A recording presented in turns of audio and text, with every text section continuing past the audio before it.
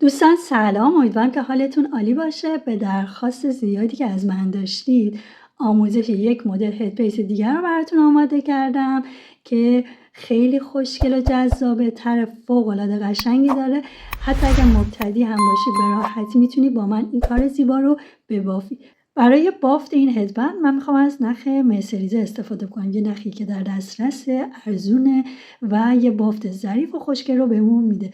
و قلابی که دارم استفاده میکنم قلاب سایز 2 میلیمتر هستش. شما میتونید از هر نخ و کانوایی برای بافتش استفاده بکنید. خب برای اندازه یه هدبند ما متر رو از این قسمتی که شروع بافتمون هستش تا قسمتی که انتهای بافت مدلمون هستش بجز بندها، یعنی بندها رو توی اندازه‌گیری به حساب نمیاریم، از جایی که شروع میکنیم تا جایی که مدلمون تموم میشه متر رو قرار میدیم و این قسمت باید 40 تا 42 سانت برای بزرگسال باشه و برای بچه ها 30 الی 35 سانت کافی هستش. پس این هم حواستون باشه که بندها توی اندازه گیری به حساب نمیان، فقط باید مدل رو حساب بکنید که برای بزرگسالان گفتم 40 تا 42 سانت و برای بچه ها 30 الی 35 سانت. این هم توضیحاتی بود که در مورد نخ و اندازه بهتون دادم. حالا بریم برای بافت این هدبند زیبا.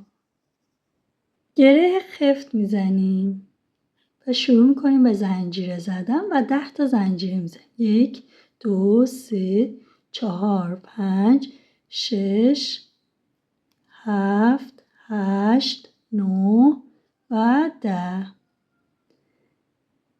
از پایین زنجیره ها رو میشماریم. 1 2 3 4 نخ رو میندازیم روی قلاب، وارد زنجیره 4 میشیم. ببینید از پایین شمردم، وارد زنجیره 4 میشم و اینجا یک پایه بلند میبافم.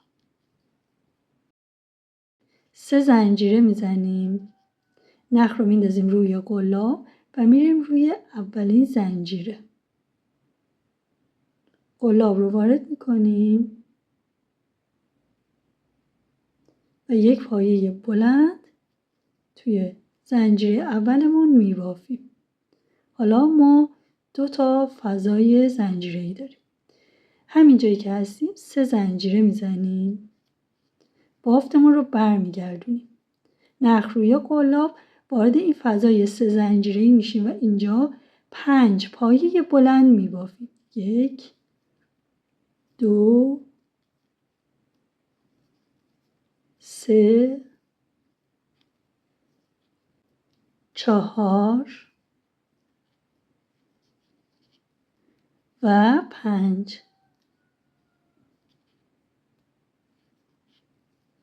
نخ روی قلاب میام روی این پایه بلند یک پایه بلند میبافیم. میرم تو فضای بعدی و اینجا 6 پایه بلند میبافیم. 1 2 3 4 5 و 6. ما در کل باید اینجا 13 تا پایه داشته باشیم. این 3 زنجیره یک پایه محسوب میشه. 1 2 3 4 5 6 7 8 9 10 11 12 و 13 تا پایه بلند. 4 زنجیره میزنیم. 3 زنجیره اول قد یک پایه و یک زنجیره میزنیم به عنوان فاصله. کلا 4 زنجیره میزنیم. بافتمون رو برمیگردونیم، نخ رو میندازیم روی قلاب و ببینید این اولین پایه که روی 3 زنجیره بافته شد. دونه بعدی رو رها میکنیم، میریم روی پایه بعدی یک پایه بلند میبافیم. یک زنجیره میزنیم، نخ روی قلاب، پایه بعدی رو رها میکنیم، روی پایه بعدی یک پایه بلند. یک زنجیره، پایه بعدی رو رها میکنم، میرم روی پایه دوم و اینجا یک پایه بلند میبافم. یک زنجیره، یک پایه رها میکنم، میرم تو پایه بعدی، یک پایه بلند.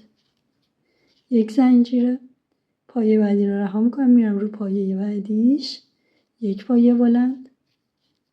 یک زنجیره، ببینید این پایه رو رها میکنم، میرم روی 3 زنجیره ابتدای رجمون. اینجا توی سومین زنجیره قلاب رو وارد میکنم، نخ میگیرم و یک پایه بلند میبافم.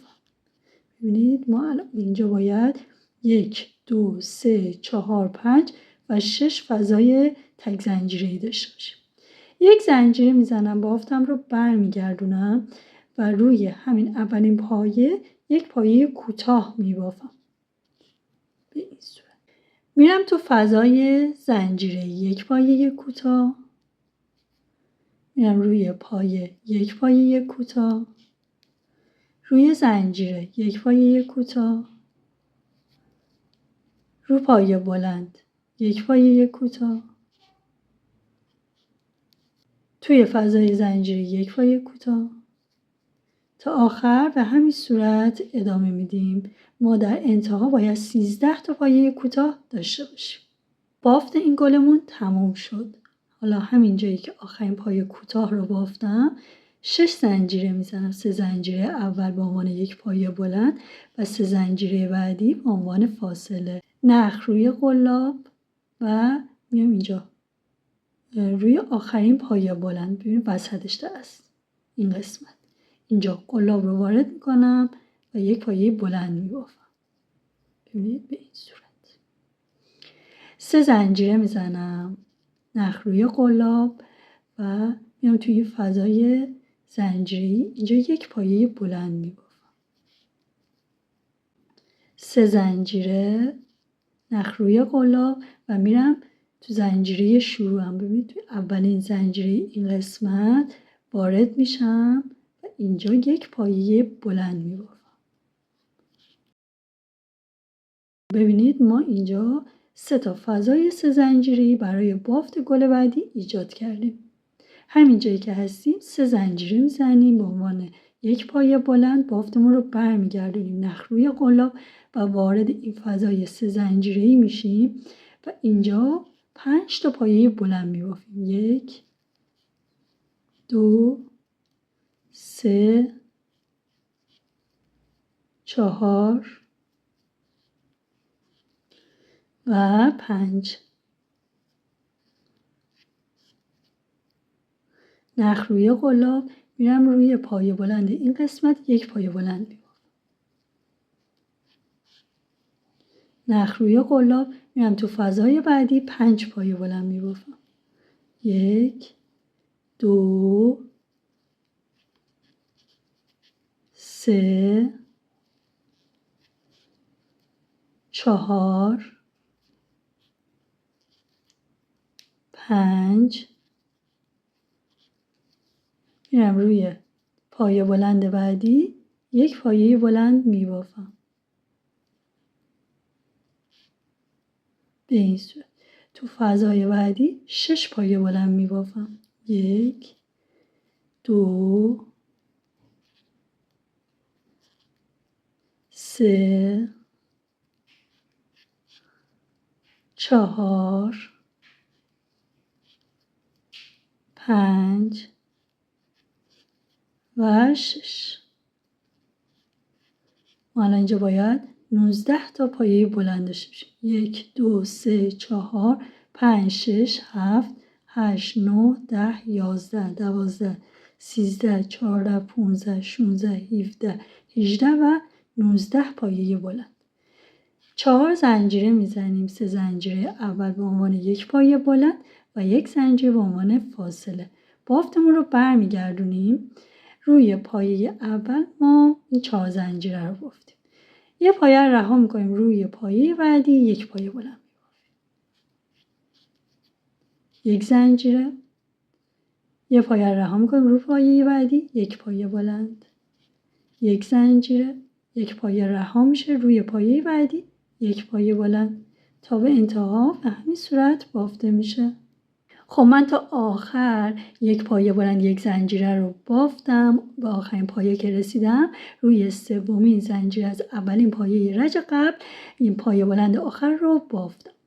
خب ما الان اینجا 1 2 3 4 5 6 7 8 و 9 تا فضای تک زنجیری داریم. از این به بعد دیگه گلمون به این شکل هستش، یعنی گل‌هایی که از این به بعد می‌بافیم باید 9 تا فضای تک زنجیری داشته باشه و تکرار هستش. به جز این اولی بقیه به این صورت بافته میشن. همین جایی که هستم یک زنجیره میزنم، بافتم رو برمیگردونم و روی پایه اول یک پایه کوتاه میبافم. میرم تو فضای زنجیره یک پایه کوتاه، روی پایه بلند بعدی یک پایه کوتاه، تو فضای زنجیره یک پایه کوتاه، رو پایه بلند یک پایه کوتاه و تا به انتهای رج به همین صورت ادامه میدیم. رسیدیم به آخرین پایه کوتاه، زنجیرها رو میشماریم و روی سومین زنجیره یک پایه کوتاه میبافیم. وارد سومین زنجیره میشم و اینجا یک پایه کوتاه میبافم. خب همین جایی که هستم بافت گل بعدی رو شروع میکنم. ببینید از این سمت باید گل بعدی بافته بشه، یه بار از این سمت، یه بار از سمت مقابل. 6 تا زنجیره میزنم. 3 زنجیره اول حکم یک پایه بلند رو داره و 3 زنجیره بعدی این فاصله بین پایه ها. نخروی قلاب و میام وسط پایه اول از این سمت یک پایه بلند میبافم. 3 زنجیره میزنم، نخروی قلاب و میرم توی این فضای زنجیره‌ای اینجا یک پایه بلند میبافم.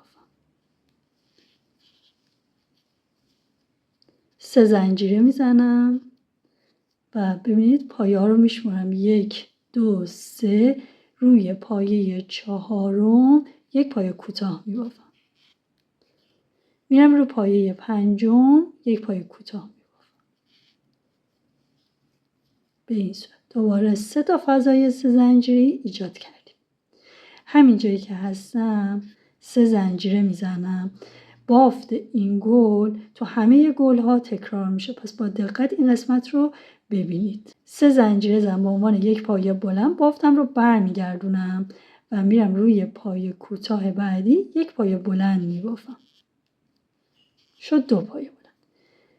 توی فضای 3 زنجیره‌ای 5 تا پایه بلند میبافم. 1 2 3 4 و 5. نخروی قلاب میرم روی پایه بلند این قسمت یک پایه بلند میبافم. نخروی قلاب میرم تو فضای 3 زنجیره بعدی 5 تا پایه بلند میبافم. 1 2 3 4 5. نخروی قلاب میرم روی پایه بلند این قسمت و اینجا یک پایه بلند میبافم. نخروی قلاب تو فضای زنجیره بعدی 5 پایه بلند میبافم. پس ما تو همه فضاهای زنجیریمون 5 تا پایه بلند بافتیم و روی پایه بلندها یک پایه بلند و تو 2 تا پایه کوتاه اولمون هم هر کدوم یک پایه بلند. در کل ما 19 تا پایه بلند باید این قسمت داشته باشیم. 1 2 3 4 5 6 7 8 9 10 11 12 13 14 15 16 17 18 و 19 پایه بلند. 4 زنجیره میزنم. 1 2 3 و 4. بافتم رو برمیگردونم و دوباره تکرار میکنم. بافتم رو روی پایه اول 4 زنجیره بافتیم. پایه دوم رو رها میکنم، روی پایه سوم یک پایه بلند میبافم. 1 زنجیره، یک پایه از پایین رها میکنم، روی پایه بعدی یک پایه بلند. تا آخر به همین صورت ادامه میدم. یک پایه رها میکنم، میرم تو پایه بعدی یک پایه بلند. ما اینجا باید 9 تا فضای تک زنجیری داشته باشیم. خب آخرین پایه بلند این قسمت رو بافتیم. ببینید 1 2 3 4 5 6 7 8 و 9 تا فضای یک پایه بلند یک زنجیره ما این قسمت داریم. همینجا که هستیم برای اینکه این لبه به این صورت آزاد نباشه و وقتی توی سر هستش تا نخوره به سمت داخل، ما میایم اینجا 2 زنجیره میزنیم و این پایه اول رو رها میکنم، میرم رو پایه بعدی یه دونه بست میزنم بدون اینکه زنجیره بزنم، بافتم رو برمیگردونم و توی این فضای 2 زنجیری 2 پایه کوتاه میبافم.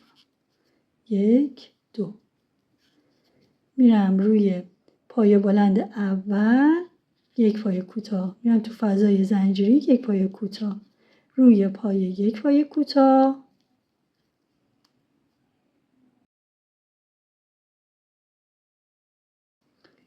تو فضای زنجیری 1 پایه کوتاه تا آخر و همین صورت ادامه میدم. خب ببینید من روی همه پایه ها 1 پایه کوتاه رو بافتم، روی سومین زنجیر از اولین پایه رج قبل اومدم پایه کوتاه هم رو بافتم و از همینجا بافت گل بعدی رو شروع میکنم. اینجا میام 6 زنجیره میزنم، میرم وسط این پایه بلند اول و اینجا 1 پایه بلند، 3 زنجیره دوباره توی فضای زنجیره 1 پایه بلند، دوباره اینجا 3 زنجیره میزنم و روی پایه 4 و 5 1 پایه کوتاه میبافم و بافتم رو به همین صورت ادامه میدم. یعنی این 4 رج این گل سوم که بافتیم توی همه گل ها تکرار میشه. هر جایی که بافت گل رو فراموش کردیم برگردیم بافت این قسمت از گل رو، یعنی این یه دونه رو ببینید و توی هر گل تکرار بکنید تا بافتتون کامل بشه. خب من به اندازه‌ای که خواستم رسیدم. ببینید 1 2 3 4 5 6 7 8 9 10 11 12 13 14 15 16 17 و 18 تا گل بافتم که برای سر بزرگسال این اندازه کافی هستش. اگر میخوایم برای بچه ها ببافید تا 14 تا کافی هستش. میتونید تا 14 تا گل که بافتین بیاین زنجیر بزنید و بند هدفیستون رو ببافید. حالا من اینجا در انتهای کار میخوام بندش رو ببافم. میام 55 تا زنجیره میزنم. 55 زنجیره زدم، از بالا میشمارم 1 2 3 4 5. میام تو زنجیره پنجم و اینجا با بست یک حلقه درست میکنم.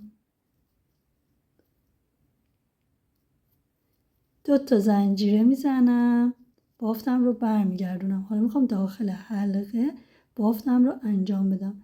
نخ روی قلاب و میام داخل حلقه 2 پایه بلند میبافم. 1 و 2. 2 زنجیره میزنم و میام داخل حلقه 1 بست میدم. 2 زنجیره، نخ روی قلاب، 2 پایه بلند، 1 2 2 زنجیره و 1 بست داخل حلقه. 2 زنجیره، نخ روی قلاب، 2 پایه بلند، 1 2 و 2 زنجیره بست داخل حلقه. 2 زنجیره میزنیم، 2 پایه بلند میبافیم، 1 2 2 زنجیره، میام داخل حلقمون 1 بست میدیم. این از 4مین گلبرگ. 2 زنجیره میزنیم، 2 پایه بلند، 1 2. خب آخرین گلبرگمون رو هم بافتیم. حالا 2 زنجیره میزنیم و به اولین زنجیره از پایه اول میایم بست میزنیم. ببینید به این صورت یه گل 5 پر خوشگل بافته شد. اگر دوست داشته باشید میتونید این قسمت روی همه زنجیره ها 1 پایه بست بزنید تا بافتتون محکمتر بشه. و اگر دوست ندارید هم اینجا نخ رو کات بکنید و لای بافت مخفی بکنید. خب برای بافت این سهم چون عرض کارمون برای بافت بند زیاد هستید ما باید این عرض رو کم بکنیم. ما میایم با کمک زنجیره این سمت عرض کار رو کم میکنیم تا بتونیم بند رو ببافیم. من میام رو اولین زنجیره این قسمت اینجا نخم رو میگیرم و 3 تا زنجیره میزنم. 1 2 و 3. میرم روی پایه بلند این قسمت. ببینید دقیقا مثل رجهای قبل میام وسط پایه بلند اولم 1 پایه کوتاه. 3 زنجیره میزنیم. میریم تو این فضای خالی اینجا 1 پایه کوتاه. 3 زنجیره. میرم تو فضای بعدی 1 پایه کوتاه. 3 زنجیره. میرم روی پایه بلند 1 پایه کوتاه. 3 زنجیره میزنم و هم میرم رو اولین پایه کوتاه این سمت و اینجا 1 پایه کوتاه میبافم.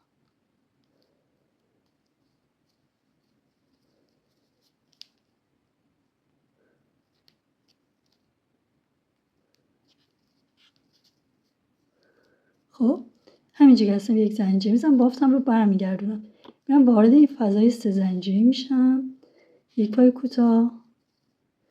3 زنجیره. وارد فضای زنجیره بعدی میشم 1 پایه کوتاه.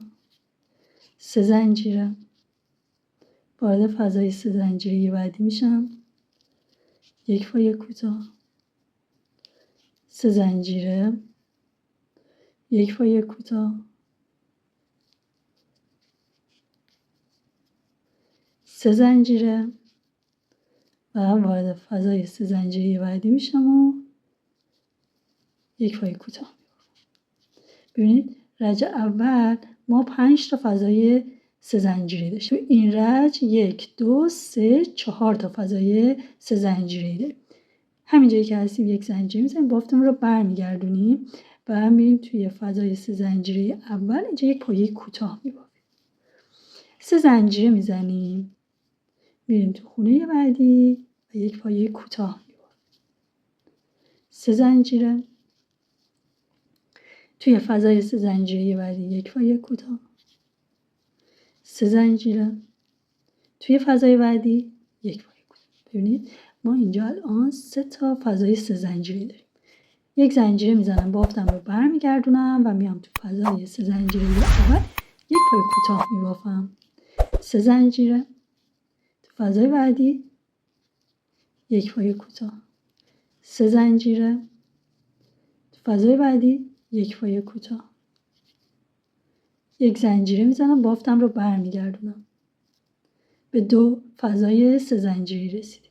وارد اولین فضای 3 زنجیری میشم اینجا 1 پایه کوتاه میبافم.